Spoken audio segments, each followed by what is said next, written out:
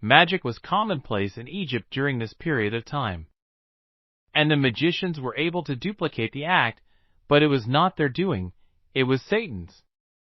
What this illustrates is miracles are supernatural acts, but they do not require truth or do not prove something is true. Despite what just occurred, the magicians were able to turn staffs into serpents. Aaron's staff consumed them and swallowed them up. The way this piece of scripture is written explains just how significant this event was, as the staff, not the serpent, swallowed up the other staffs. A staff is an inanimate object, so we know this was done because of God. Pharaoh's heart was hardened, and he would not listen, just as God said. A hardened heart is one that will not listen to God but also does not act. Listening requires hearing as well as a response, and Pharaoh's response was against God. Benson Commentary on Exodus chapter 7, verse 11, explains Moses had been originally instructed in the learning of the Egyptians, and was suspected to have improved in magical arts in his long retirement. The magicians are therefore sent for to vie with him. The two chief of them were Jans and Jambres. Their rods became serpents, probably by the power of evil angels, artfully substituting serpents in the room of the rods, God permitting the delusion to be wrought for wise and holy ends. But the serpent which Aaron's rod was turned into swallowed up the others, which was sufficient to have convinced Pharaoh on which side the right lay.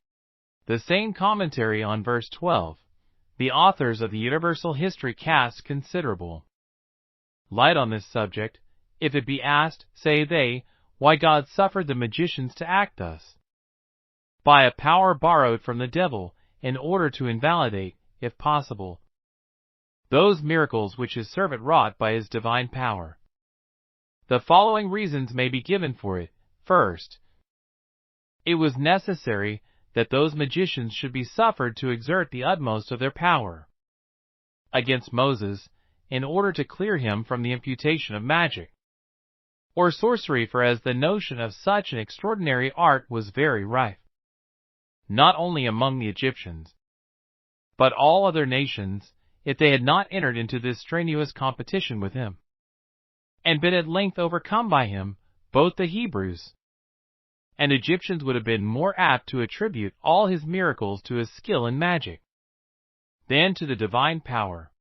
Secondly, it was necessary in order to confirm the faith of the wavering and desponding Israelites, by making them see the difference between Moses' acting by the power of God and the sorcerers by that of Satan, and, lastly, in order to preserve them afterward from being seduced by any false miracles from the true worship of God. Matthew Henry's concise commentary explains of the following events what men dislike, because it opposes their pride and lusts they will not be convinced of, but it is easy to cause them to believe things they wish to be true. God always sends with his word full proofs of its divine authority. But when men are bent to disobey and willing to object, he often permits a snare to be laid wherein they are entangled. The magicians were cheats, trying to copy the real miracles of Moses by secret sleights or jugglings, which to a small extent they succeeded in doing, so as to deceive the bystanders. But they were at length obliged to confess they could not any longer imitate the effects of divine power. None assists more in the destruction of sinners than such as resist the truth by amusing men with a counterfeit resemblance of it. Satan is most to be dreaded when transformed into an angel of light. Benson Commentary on chapter 7 verse 14, neither my word nor works make any impression upon him. He is obdurate and obstinate, and what was designed for his conviction and humiliation only aggravates his guilt, and prepares him for a more signal destruction. God would warn Pharaoh, but he would not listen. God instructs Moses that he is to confront Pharaoh in the morning, as he goes to the Nile River. Moses is to take the staff that was turned into a snake and tell Pharaoh that the Lord has sent him to demand that Pharaoh release the Israelites so they can worship the Lord in the wilderness. And if he does not listen, God will bring on destruction in the form of a plague. God is using the brothers, Moses and Aaron, for freedom, and demands the release of the Israelites, not just to end their physical suffering, but to restore them to their rightful place as his worshippers. God instructs Moses on what to do. Here, Moses is instructed to strike the Nile River with his staff to turn the water to blood as a sign that he is the Lord, and the river turning blood is the consequence of Pharaoh's actions. Another miracle will be shown to Pharaoh, as Moses will strike the Nile River, causing it to turn to blood, kill the fish, and make the river stink. But it will not stop at the Nile River, as blood will be everywhere, including the streams and canals, the ponds, and the reservoirs. This illustrated God's sovereignty over the Egyptians' gods.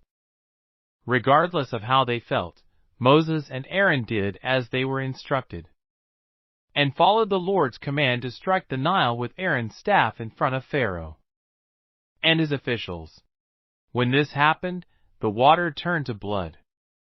As with the miracle of the staff, the magicians tried to replicate the water into blood, and they were able to. This led to Pharaoh's heart being hardened more, but what Moses and Aaron had done, or what God had done through them, had devastating consequences for Egypt.